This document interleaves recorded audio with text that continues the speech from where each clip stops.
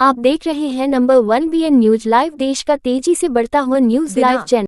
24 नवंबर 2024 नाथ नगरी में श्री चित्रगुप्त पीठ वृंदावन से पधारे श्री चित्रगुप्त पीठाधीश्वर आचार्य महामंडलेश्वर खामी सच्चिदानंद पशुपति ने कहा, बरेलवी मौलाना मुफ्ती शहाबुद्दीन को पंडित धीरेन्द्र शास्त्री बाबा बल धामामी सनातन हिंदू एकता पद यात्रा रोकने और दंगा कराने की धमकी देने का जवाब देने आया हूँ।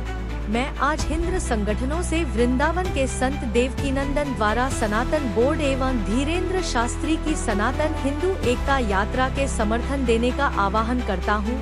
हिंदू संगठनों के पदाधिकारी से वार्ता करते हुए स्वामी जी ने कहा कि अब समय आ चुका है, हम सबको अपनी मैं की भावना त्याग कर एक हो जाना चाहिए, क्योंकि यह सत्य है, बांटोगे तो काटोगे। यह कोई कहा हुआ वाक्य नहीं है, यह अखंड भारत का अटल सत्य है। हम सभी ने अफगानिस्तान से लेकर कन्याकुमारी तक इसको सत्यार्थ होते हुए देखा है। अखंड भारत को खंड खंड होते हुए देखा है। कश्मीर, केरल और पश्चिम बंगाल हिंदुओं के कत्लेआम के साथ बहन बेटियों की आबरू लूटते हुए देखा है। 1947 में भारत के टुकड़े धर्म के आधार पर हुए, तब पाकिस्तान इस्लामिक देश बना, लेकिन भारत हिंदू राष्ट्र क्यों नहीं।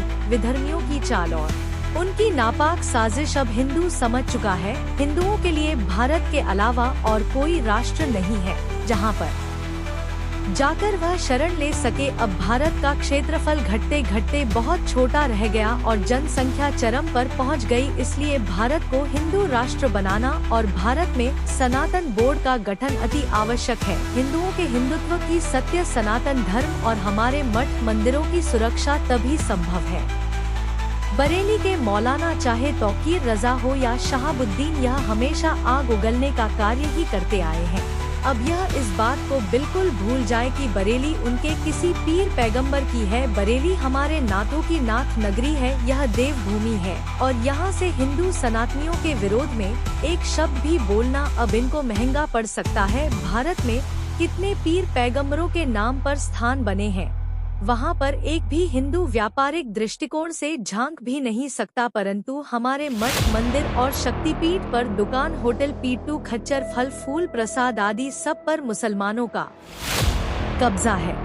जब इनके पीर पैगंबरों पर हमारा कोई व्यापारिक कार्य नहीं, तो इनका हमारे मठ मंदिरों, शक्ति पीठ पर क्या काम। इनका धोखा हुआ गंदगी के आधार पर परोसा गया फल फूल, सब्जी और भोजन प्रसाद जैसी व्यावसायिक व्यवस्थाएं हम क्यों बर्दाश्त करें। आज इनके ऐसे कर्मों को देखते हुए सनातन बोर्ड की आवश्यकता है और जैसा कि भारत का एक युवा संत समस्त हिंदुओं को एक करने सनातन हिंदू एकता यात्रा निकाल रहा है, तो ऐसे समय पर हम सबको एक हो जाना चाहिए और दोनों ही संतों की आवाज को बुलंद कर भारत ही नहीं, विश्व के समस्त हिंदू सनातनियों को जगाना ही होगा। भारत सरकार पर दबाव बनाकर सनातन बोर्ड और भारत को हिंदू राष्ट्र घोषित करवाना की हम सबका एकमात्र लक्ष्य है।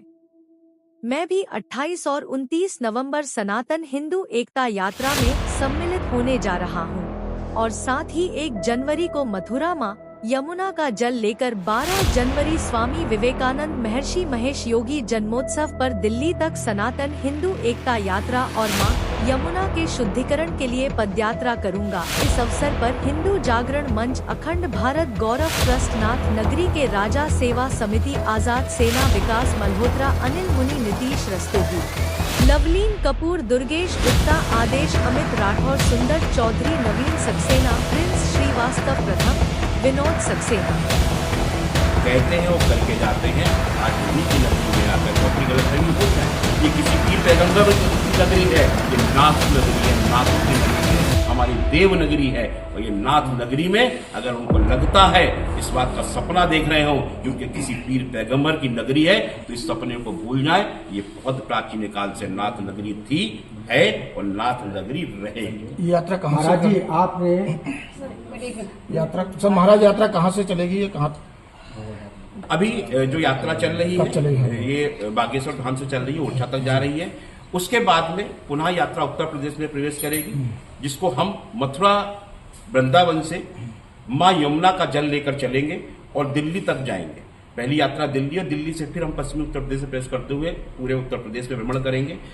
1 जनवरी से 12 जनवरी तक का